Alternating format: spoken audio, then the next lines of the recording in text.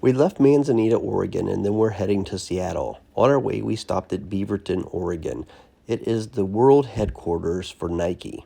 After we toured there, we went to the Canyon Grill and had lunch. And then we continued our journey towards Seattle. We stopped by Tacoma, Washington. And then, as we were heading into Seattle, we saw the Space Needle. We checked into our hotel. We stayed at the Maxwell Hotel, which featured the pineapple. It was a cool little trendy hotel in the middle of downtown Seattle. It was a great spot for us to use to explore the city. After we checked in, we went for a walk, and along the way, we realized that Seattle is surrounded by water.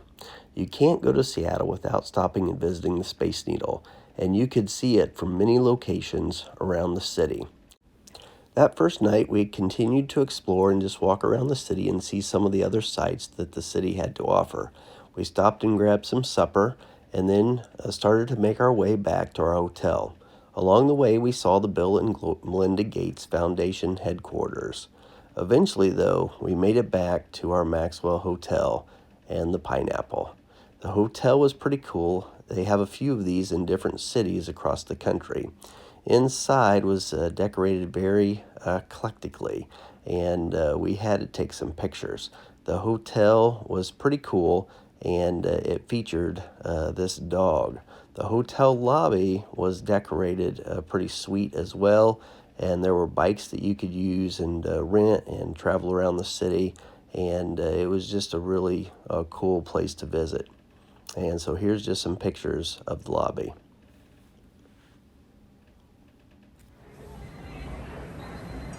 The next morning, we got up and we took a bus tour of Seattle. And on our first stop was the Starbucks Rotisserie. It was a very interesting place, and it was great to get some footage there.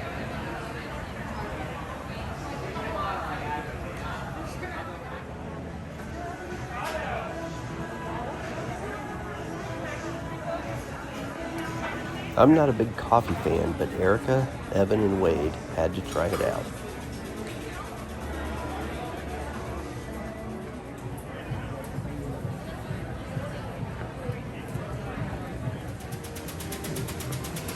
They had this pretty cool sign, too, in the rotisserie, and you could just watch it as you were waiting for your coffee to be prepared.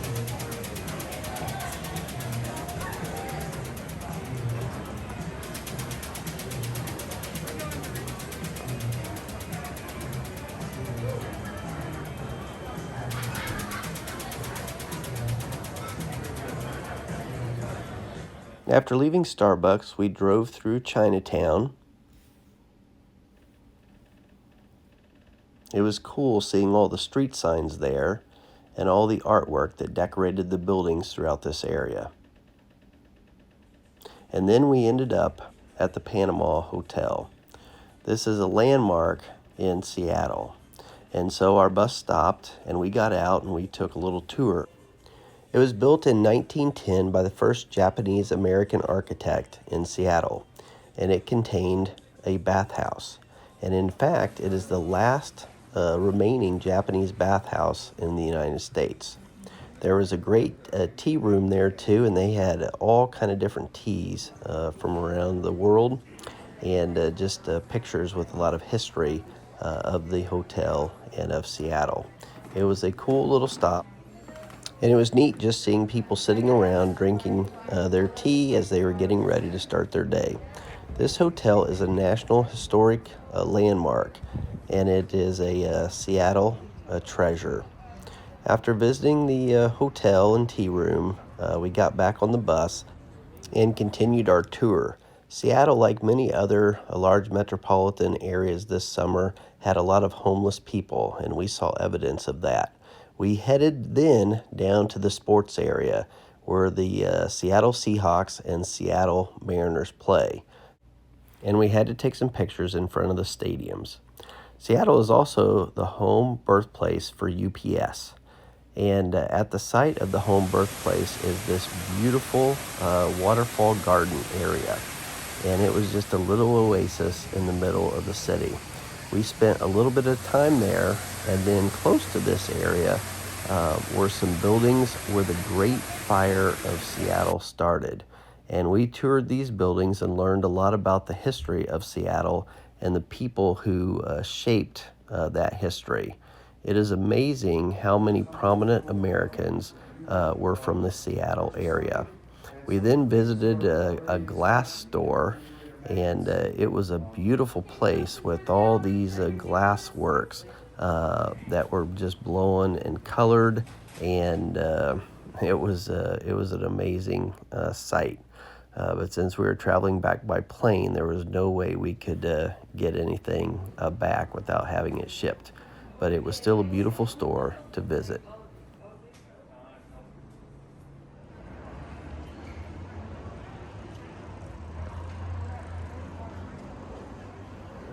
We then headed down to the public market area, and in this area there are a lot of paintings on the buildings around it. When you think of Seattle, one of the things you think of is the public market center. And when you're in Seattle, this is a place you have to go. One of the most famous areas in this is the Gum Wall. It is located in the lower level of the public market center, and it was cool just to take some pictures in front of that. But then you have to walk through the market. It is a very bustling and colorful place. There are people selling fruits and vegetables and flowers, and it was just an amazing place to visit. And if you're lucky enough, you might get to see the fish vendors throwing the fish to one another. We didn't get to see them while we were there because of some kind of COVID restrictions. After that, we got back on the bus and we went up to this overlook that kind of overlooked the city. You had great views of the whole downtown area and also of the Space Needle. And we stopped there and took some pictures.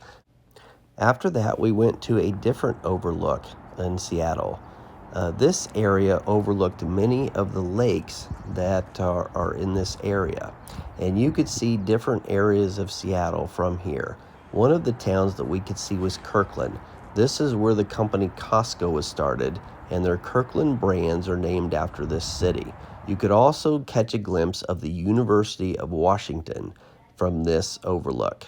It was pretty cool. After leaving here, we went to the Seattle Fishermen's Memorial. It was a neat place, and it was dedicated to the fishermen and the lives of fishermen that were lost. In fact, many of the boats and crews from the TV show Deadliest Catch are based from this marina in Seattle.